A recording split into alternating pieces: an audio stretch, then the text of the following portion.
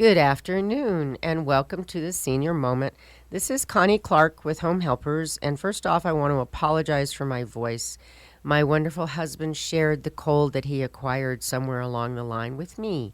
And so occasionally you'll hear my voice get really, really low, and it's not Kay talking, it's still me. So just so you know that. And this afternoon I have Dan Heath with me, and he is with Bellevue HealthCare in Coeur d'Alene, and they provide durable medical equipment. I guess that's the official language of it. So welcome, Dan. Thank you. Thanks for having me here. So what is durable medical equipment? We provide the hard side of medical equipment, so beds, wheelchairs, walkers, oxygen, some smaller aids to daily living kind of things, reachers, dressing stick, dressing aids, things like that to make people more comfortable in their home. Just not the medicine, but all the other Exactly, stuff that right. goes with it. Mm-hmm. And when, a lot of times you'll go into someone's home and you'll see they have a hospital bed, or they'll have a walker, or they'll have a wheelchair. And there's different ways they can get those. It just depends on their situation, correct? Right. So if somebody is not in the hospital and is not in a nursing facility or a rehab or anything like that and needs something like that, what is the process for them to get that? So if a person is in need of something that we can provide them,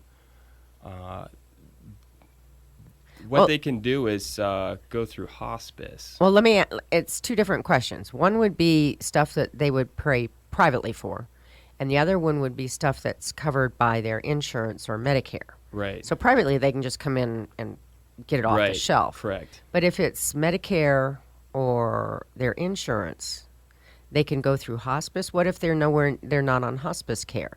Can they still get it paid for by Medicare? Yeah, so if all we need is a script from their doctor, a prescription for, let's say, a hospital bed or a wheelchair, and then they could just come in to our store with a prescription, and a lot of times, they can leave the store that day with, wheelchair or crutches.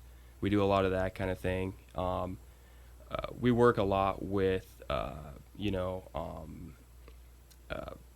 people who need ankle work done, and we have knee scooters so they can just walk away that day with a knee scooter if they bring in their prescription. So the process for going through the insurance is a lot simpler than people initially you would think. Because you don't really have to do all the paperwork. Right, exactly. We do all that for them, yeah. What kinds of things are covered by insurance? I would say the big things. Right, that's a good question.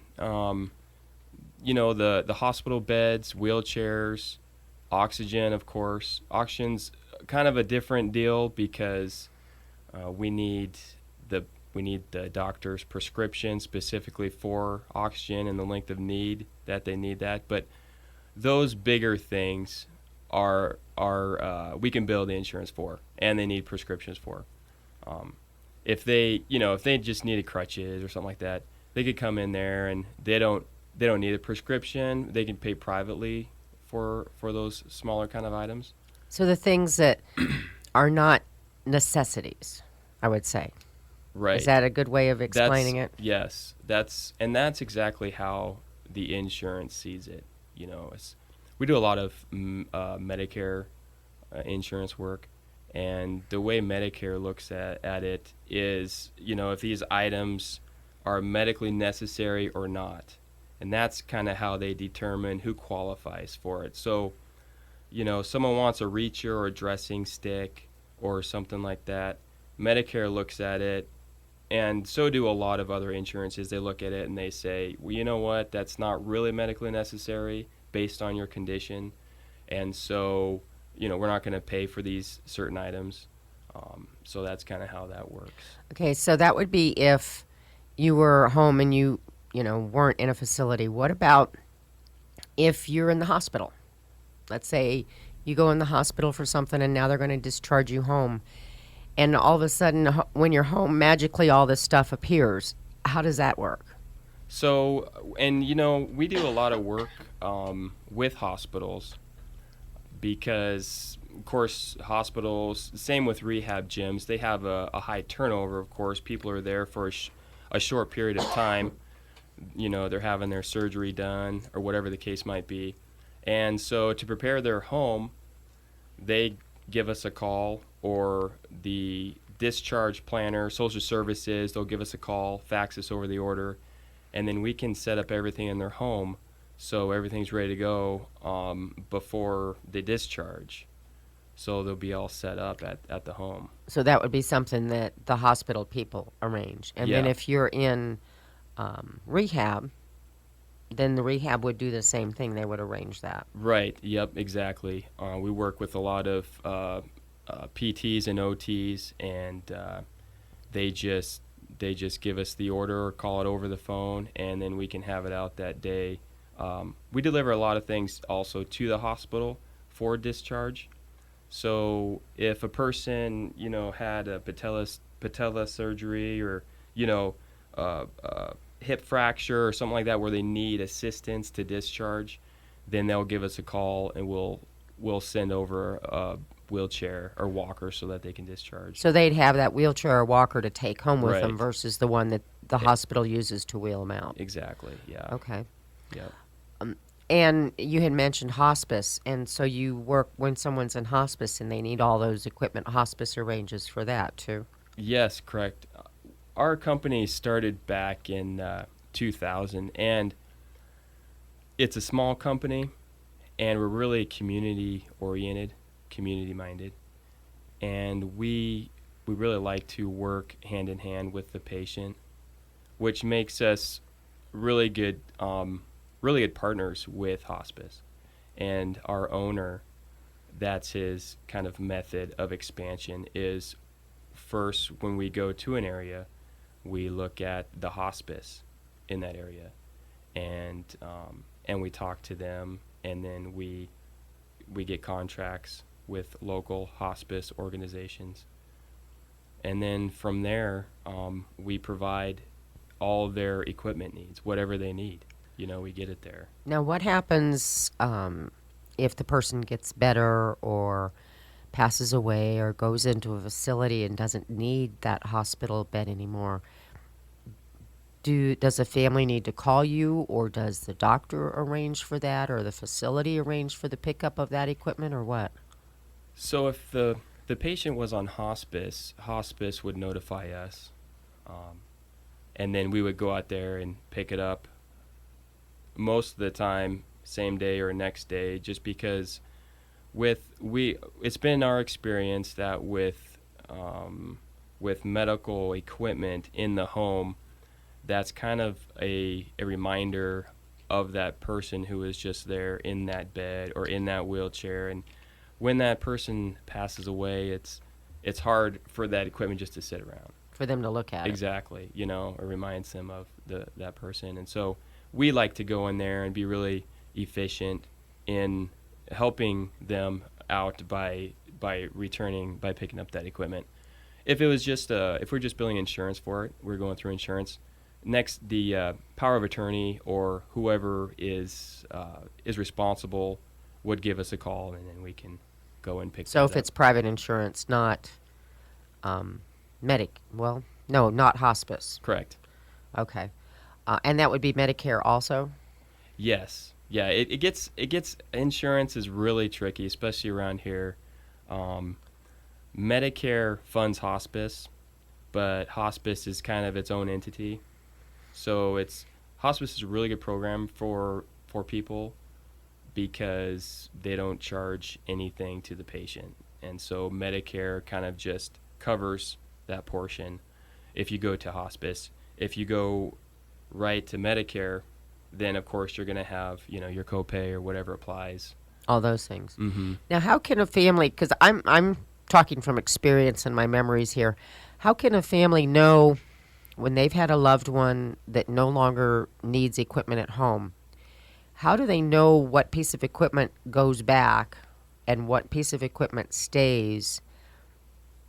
And I ran into a situation where my aunt had a nebulizer for years. Now, I would think that would be something medically necessary. And when I called the sticker of the company, they said no need to return it. So are there instances where there's times that you don't want the equipment back? Yeah. Yes. So if we're billing Medicare for a piece of equipment, it's called capped rental. So if, let's say, the patient had a bed or a wheelchair or a nebulizer in your case, those items are rented. Medicare will pay for the rental on those items for up to 13 months. And after 13 months, Medicare considers it purchased for Oh, the okay. patient. So in your Okay. case, it sounds to me like that nebulizer, maybe she's had it long enough to where Right. she actually owns it. And so if someone has a hospital bed in their house for a couple years, and then that person either dies or goes in a facility, the family owns a hospital bed. Correct. Oh, Yep. okay. Yep, Okay. that's correct. And then along with that, this is helpful for people to understand that Medicare will only cover a piece of equipment like that every 5 years. So if a patient, had a wheelchair and they need another wheelchair for whatever reason, um, it's got to be there's got to be 5 years between when Medicare paid for it last in order for them to qualify. Okay. And what if, and that would be if the wheelchair was working and they just wanted another one. What if it's broken? There's certain circumstances, and this gets kind of complicated, but there are certain codes that we can bill for repair of a wheelchair. But You if they know, just want a different one, they don't like that one. correct. Okay. Then they're just going to have to stay with it if it's in good repair. Yeah. Okay. And then such things like walkers and crutches and even canes, Medicare will purchase those items. They won't rent them. All right. So once you get a walker, that's yours, even though it was Mm-hmm. something medically necessary. Right. Right. Is it the smaller items like that that they just go ahead and outright purchase? Exactly, yeah, because it's not really worth it to them to rent to purchase just because of the cost. Okay. Good to know. Good to know, because I didn't know any of that. And in remembering when my aunt passed away, we had all this equipment, and we called hospice, and they came and took some, but then some was still sitting there, and we thought, okay, what about the rest of this stuff?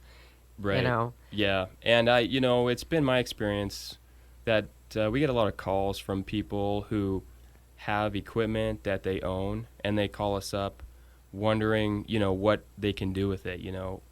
What, like in your situation, I have all this equipment. What am I supposed to do with it? Do I try to sell it? Can I donate it? And we generally don't take used equipment back just because we like to warranty what we have. But you can donate equipment to St. Vinny's. There's a or lot of any- organizations, Yeah, exactly. yeah. Or It- back to hospice. It's just you don't really know what to do with all that. And especially if you weren't involved in the acquiring of it and know the rules about, if you've had it for so long, then it's yours versus it's going back, Mm-hmm. you wouldn't really know what to do. Right. Does all the equipment that comes from the different medical equipment companies have numbers on them and stuff so someone would know who to Yeah. call to ask those questions? Yeah, most medical equipment should have the provider's sticker on there with their number, so you can just look at the piece and know who it came from. And then if there's any question, you can just call them, and they could probably tell you how long you've had it What to do with it? exactly and what to do with it. Yeah, because a lot of times, at this stage of life, it's hard for people just to assimilate everything in their minds because they're so overwhelmed with everything that's going on.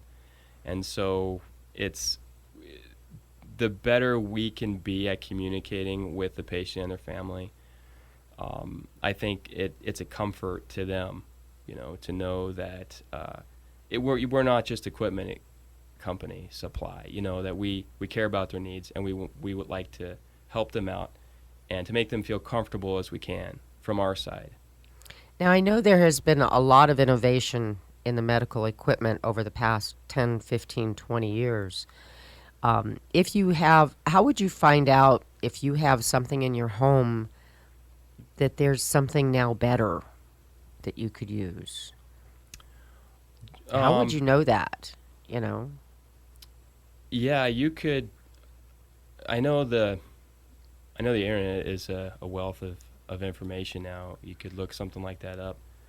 Um, Chances are, if a piece of equipment is, 5, 10 years old, there's something better out there, more accommodating to the patient.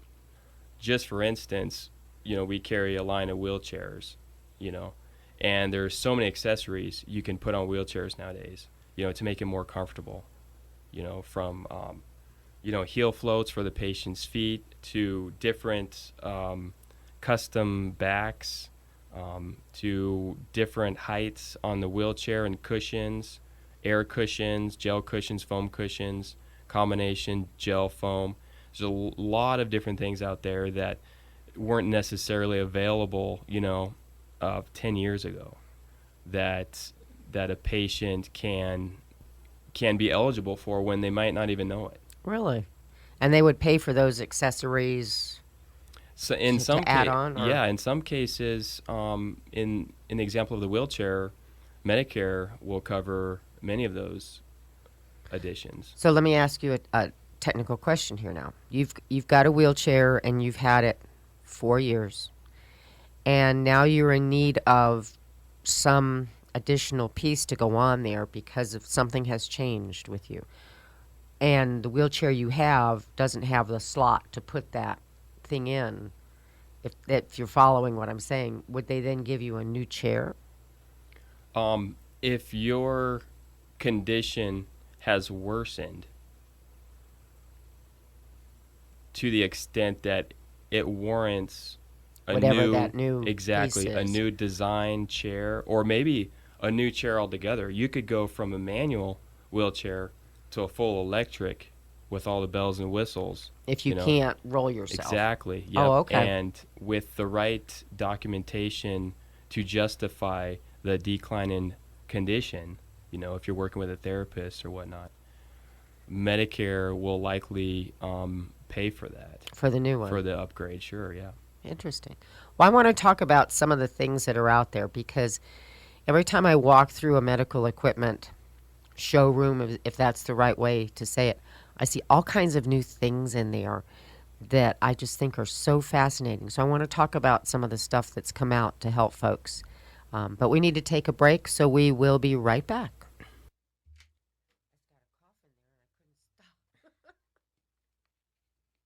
That was good. I didn't know all that.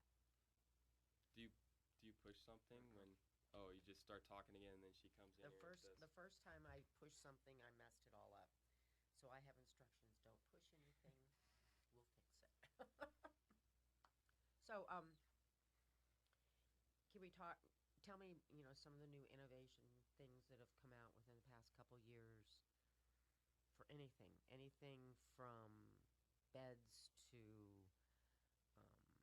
things to help you put your socks on to mm-hmm, mm-hmm, anything. And maybe what I'll do is I'll throw out a condition. Okay, I have arthritis in my hands. What's out there that can help me around the house get dressed? That kind of thing. mm-hmm. Would that work? Yeah, yeah, Okay. yeah. We carry a lot of orthopedic line too, Okay. like wrist braces, thumb splints, night splints, um, uh, cervical collars, just Okay. those type of things. And then we also have the smaller aids to daily living, like you said, that helps you Yeah. get dressed and How put your socks on. this is my situation. What's out there that can help me? Mm-hmm. Okay. Okay. Okay. You ready? Mm-hmm. And we're back. Welcome back to the Senior Moment. This is Connie Clark, nursing a cold here.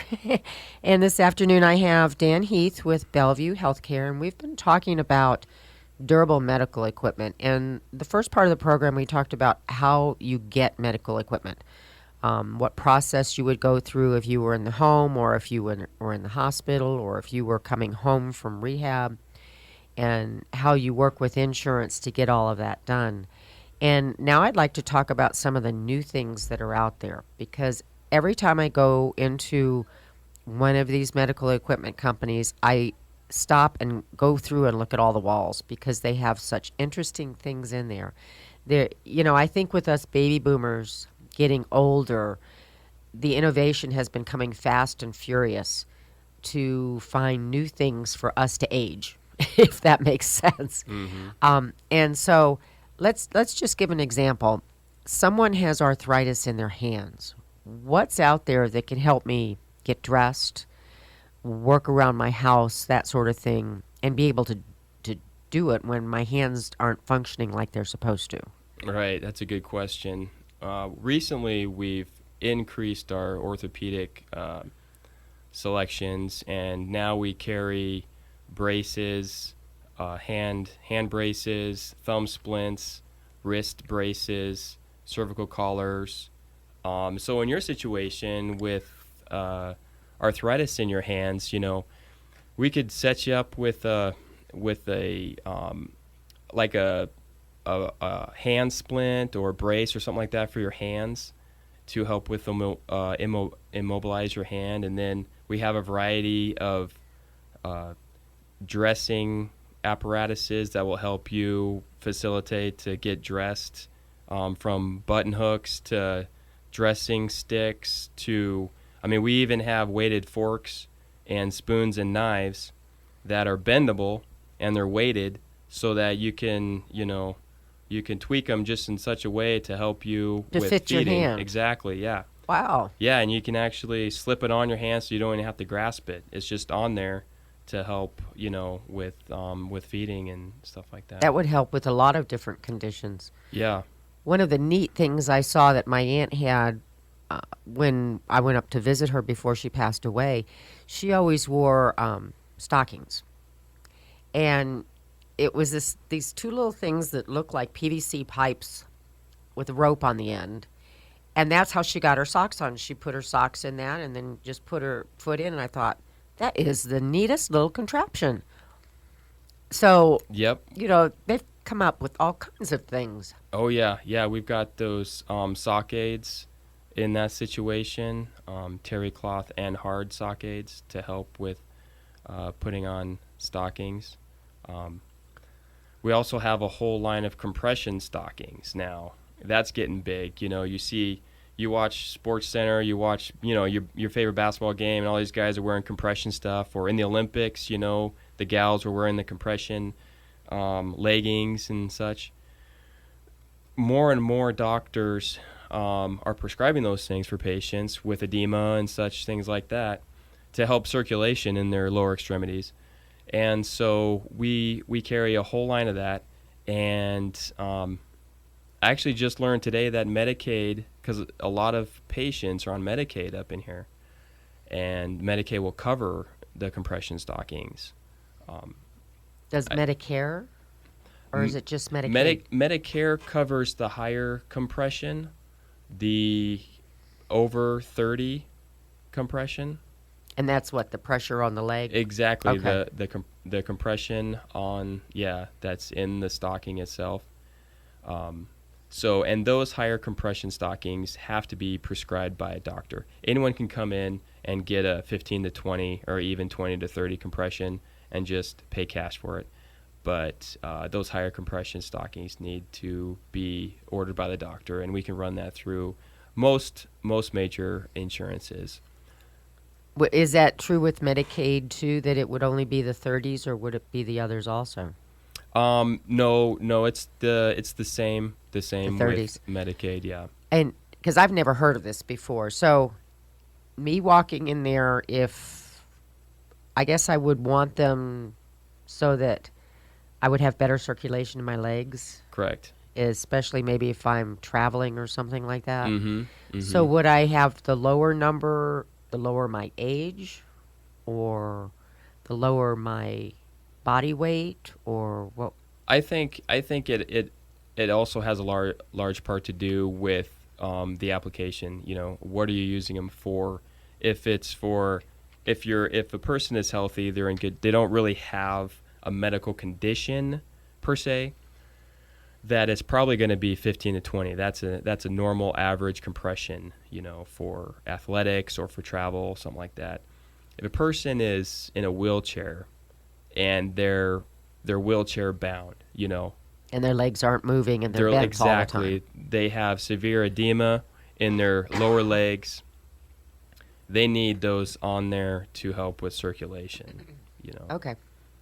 So, and you can get different devices, I guess, around your home for doing different things if your hands don't function like they should. Right, right.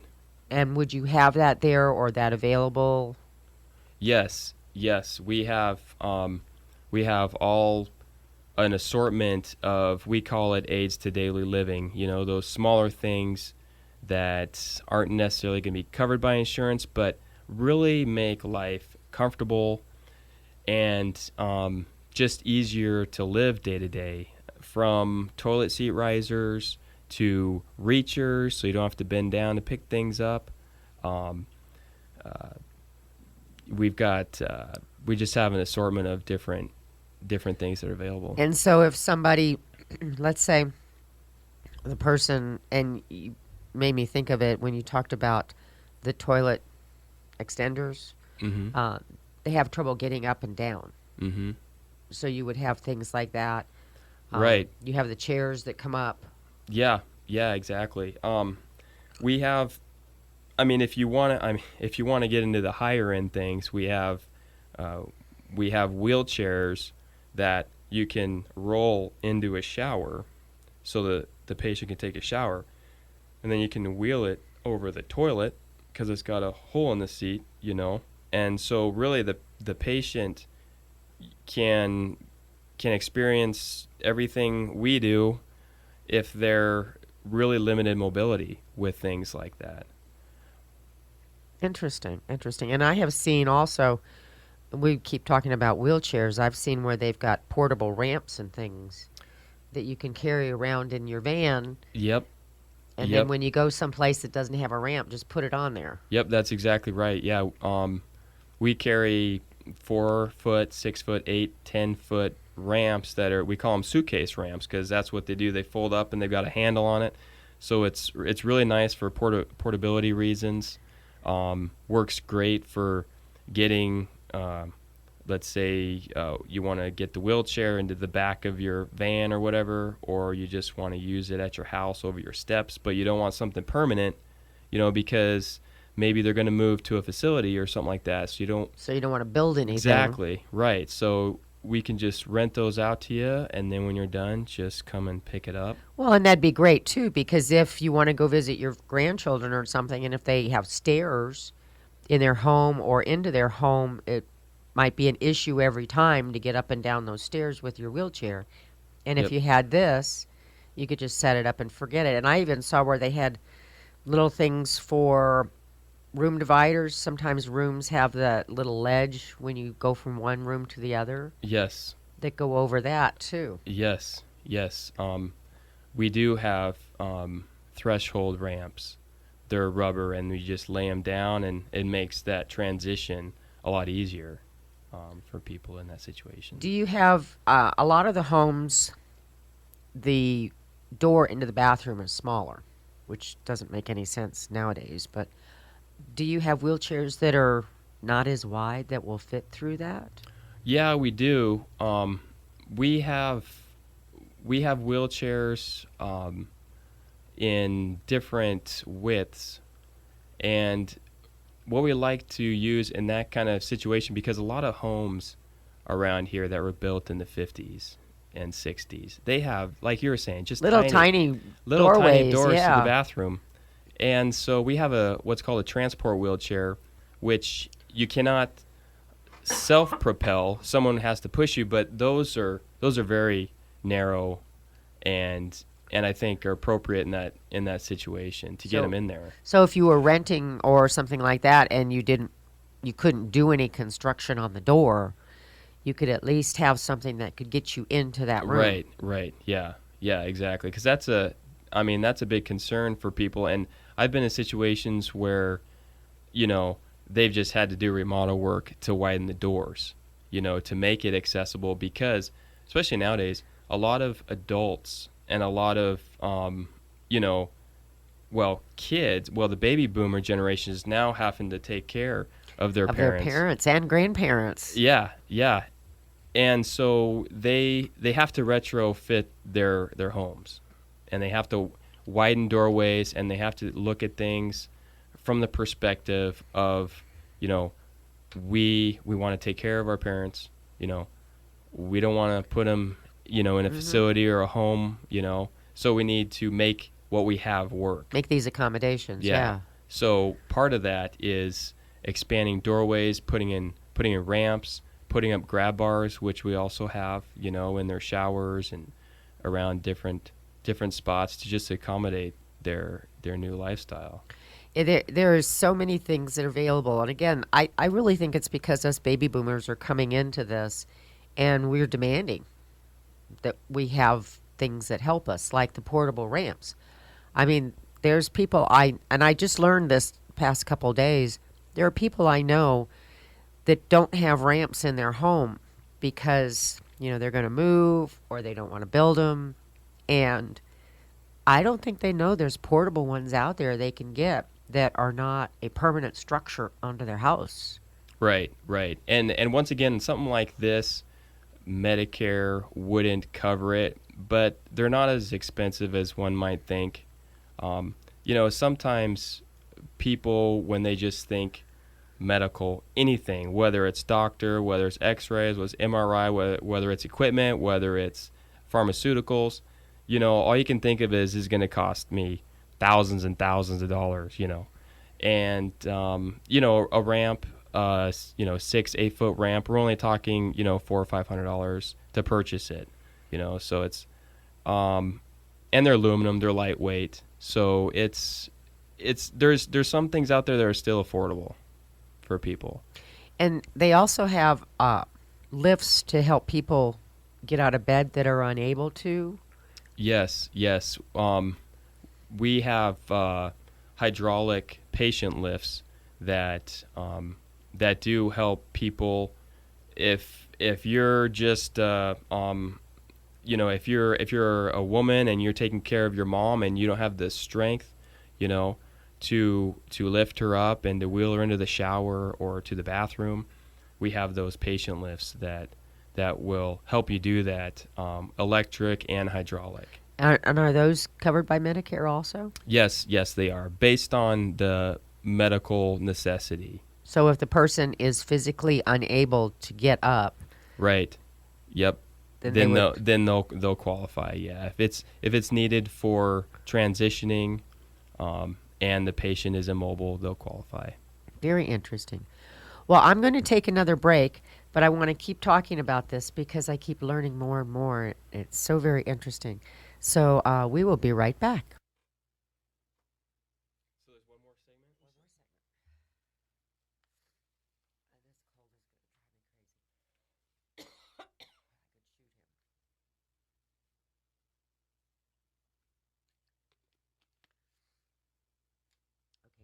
direction you think we should go.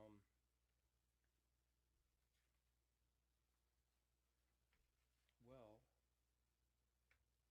I know I don't know how long this segment would go, but I know a lot of people probably aren't aware how easy it is to qualify for a bed through Medicare, Oh, okay. and that's why I brought this here, because they just have to qualify in one of these four areas to qualify for a bed. And then maybe talk about the different types of mattresses they have and that sort of thing. Okay. Yeah. Okay. You ready? Yeah. And we're back. Welcome back to the Senior Moment. This is Connie Clark with Home Helpers, nursing a cold, thanks to my wonderful husband. He's going to hear about this. You know that. This afternoon, I have Dan Heath with me, and he is with Bellevue HealthCare. And we have been talking about durable medical equipment. The first part, we talked about how you get it in your home. And the second part, we talked about some of the new advancements of what they've got out there. And one of the things, Dan, you talked about during the break was that people don't realize how easy it is to qualify for a hospital bed in their home, that Medicare would pay for it. Right. So talk about that. Yeah. When we're out there talking with folks, and we get a chance to get out in the community quite a bit because hospice is out in the community quite a bit. And talking with people, they don't realize that that whoever they're caring. In the last segment, we talked about the baby boomer generation caring for their folks nowadays in their home, and they don't realize that their parents can qualify for a hospital bed, which would make their lives so much easier. And it's actually not that hard to qualify for bed. If the patient has a medical condition which requires positioning of the body in ways not feasible with an ordinary bed, and they have to elevate their body 30 degrees or more. So that would be if, say, for example, someone has COPD and they can't lay flat to sleep. Exactly. Yep. Okay. And so that's all it takes, for any respiratory condition, like you were saying, Right. You have to elevate their head 30 degrees or more to help them with that condition. They'll qualify for a bed. Okay. So that kind of throws out one of those TV commercials where it shows the head and the feet going up and down. All right. Right. Yeah, exactly. For CHF, for chronic pulmonary disease, or any problems with aspirations, that a pillow or wedges, because a lot of people would just get all their pillows and just try to make a normal, ordinary bed work for them when they don't have to. But they just don't know. They're just, trying to do the best with what they have. To position themselves or their loved one. Okay. Right. And it's really easy to do, and it takes us probably about 10 minutes to set up the bed. And it's, I will tell you this, because I think we're the only company that provides this, but Medicare only covers the cost of a semi-electric bed, which is those old school beds where you got to crank up the bed. It's only electric on the head and the foot. I was going to say that's not electric, that's manual. Yeah. It's only semi-electric in that the head and the foot lifts and lowers electrically, but the height of the bed, the whole bed itself, crank. Exactly, you have to crank. So Medicare only covers that code, but our beds, we provide a full electric bed as a free upgrade to that patient.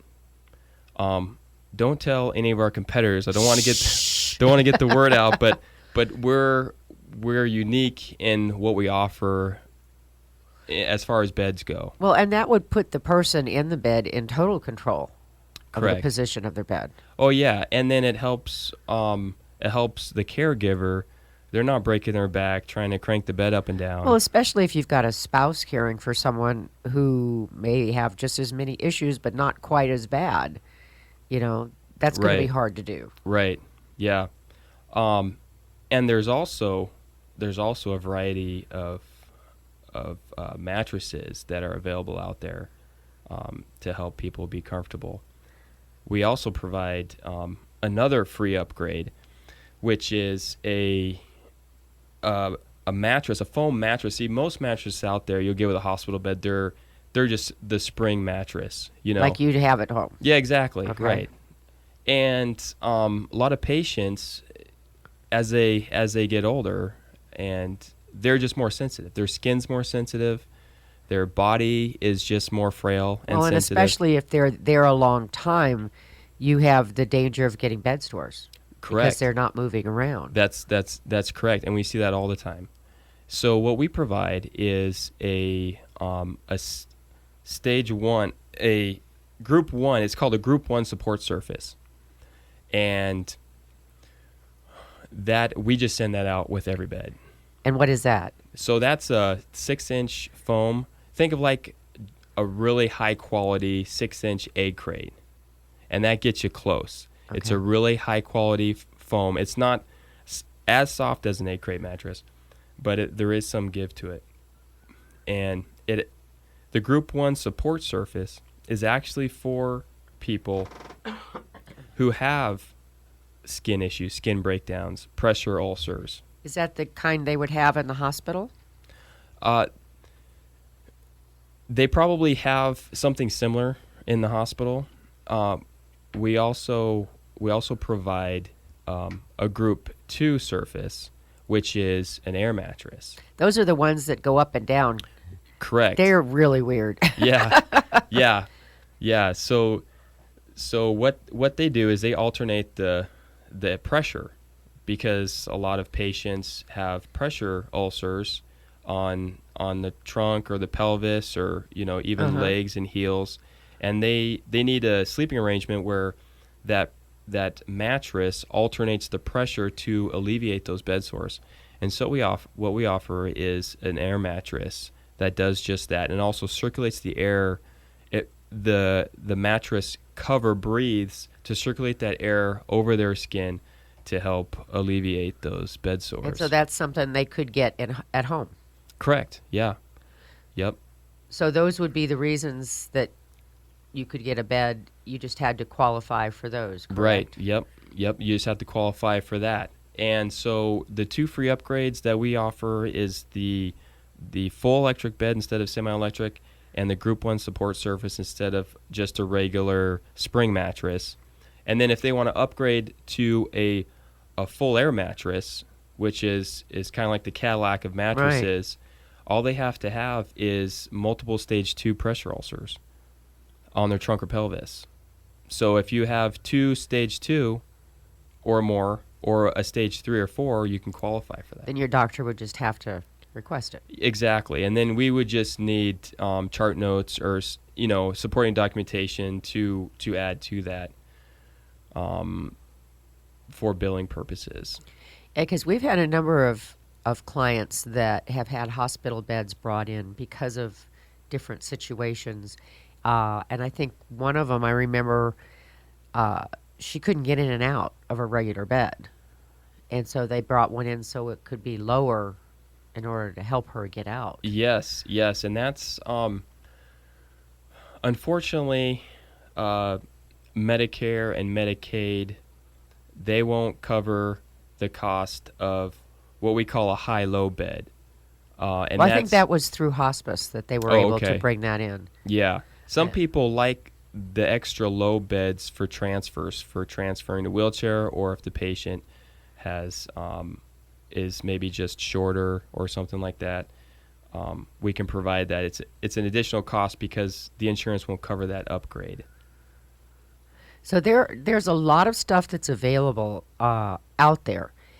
So there's really no reason, if you're having problems positioning yourself in bed, you have to sleep on a bunch of pillows to raise your head, all kinds of stuff. If you can't get into your bathroom because your wheelchair is too wide, there's so many things available nowadays that there's really no reason why you should have to be like that. Or you can't get into your house. You have to go in through your garage, and you can't go to your front door. Right. There's portable stuff. Right. I know there's all kinds of electronic lifts and things you can bring in homes, and stairs. Yes. There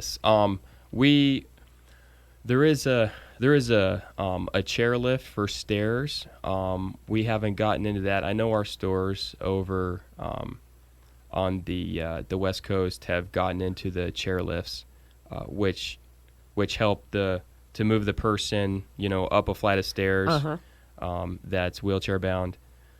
We can get something like that. We're moving into that kind of high end equipment side of things.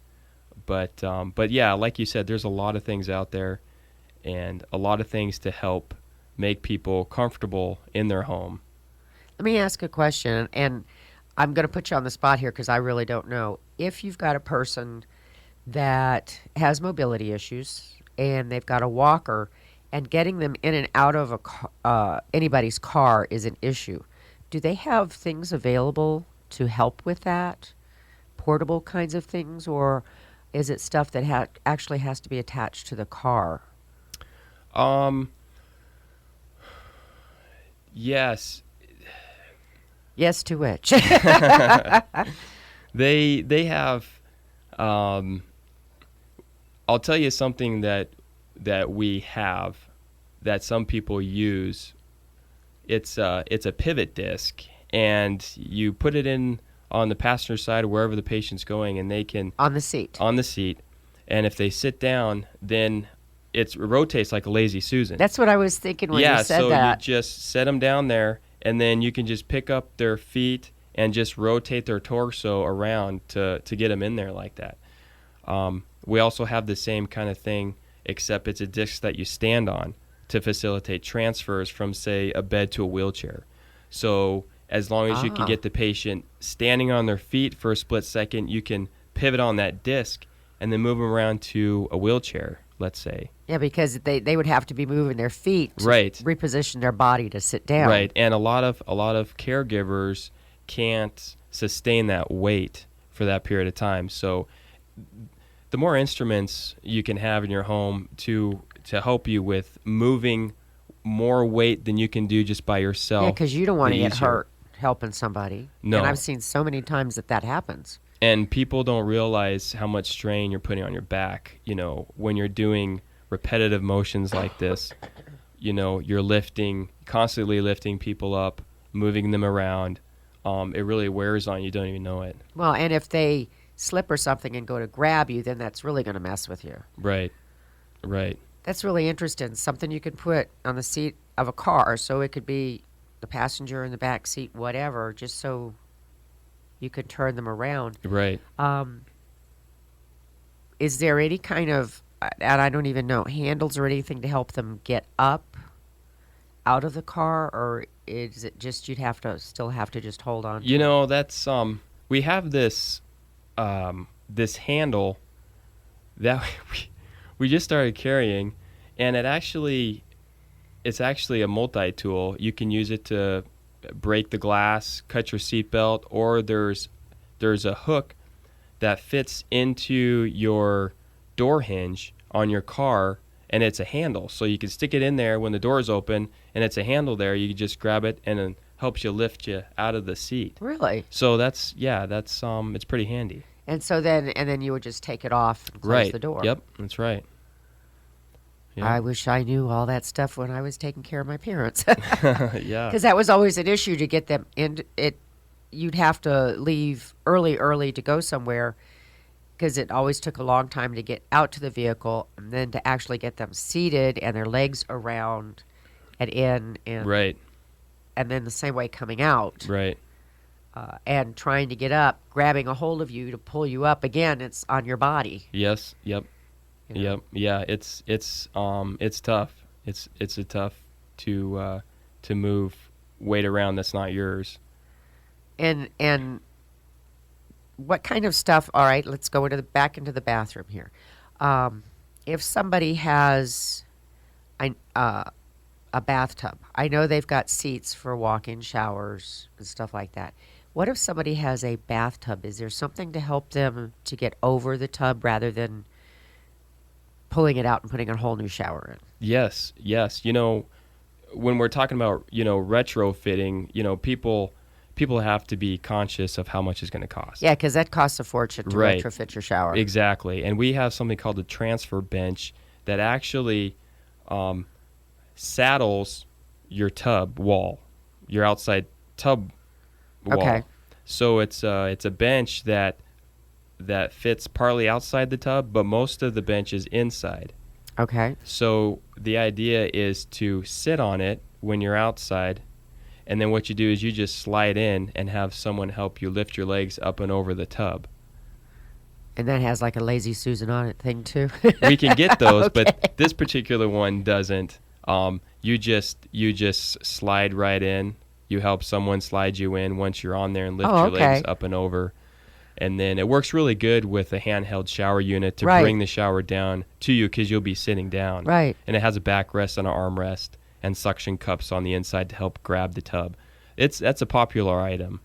Interesting. Unfortunately, Medicare doesn't cover it, but still, Medicaid does, and a lot of insurances do. Yeah, still, that is where most of the accidents happen, is in the tub. And if you could make it safer that someone could get in there and not have to sit down from standing and then stand back up again to get out, they could just stay seated. And with the back, you're not going to worry about falling back. Right. And we actually did a special order item not too long ago. It was a bath lift, and this is a fully electric device that fits in your bathtub, and the patient wheels over with a wheelchair, transfers over to this. It kind of looks like a lawn chair that fits in your bath, and then they have the remote, and it lowers them down into the bathtub so they can enjoy a bath. Then when they're done, they push the button and it raises them back up so that they can transfer back to the Oh, wheelchair. wow. Very good. Well, you have just so much information on all of these things, and I put you on the spot a couple times because I really wasn't sure there was those things out there, and there was. So if someone wanted to find out more information about what is available, if they're struggling with an issue that they haven't ever pursued to see if there's anything else, how would they get in contact with you to find out if there's something out there? Yeah, you can call us. We have a local number, 208-676-1768, or we're on the web at BellevueHealthCare.com. And it's BELLEVUE. Yeah, just like the city. Healthcare.com. And you all are on Harrison in between 4th and Government. Yes, yep. We're right across from the old library in Coeur d'Alene. And you are right behind the... There's a Fran's Bakery outlet right on the corner. Place. Okay. Yep. So stop in and ask Dan what's going on. Give them a call. Go on their website. But there is no reason why you should have to be struggling with an activity in your home or getting into your home or that sort of thing, because chances are there's something out there that can help you.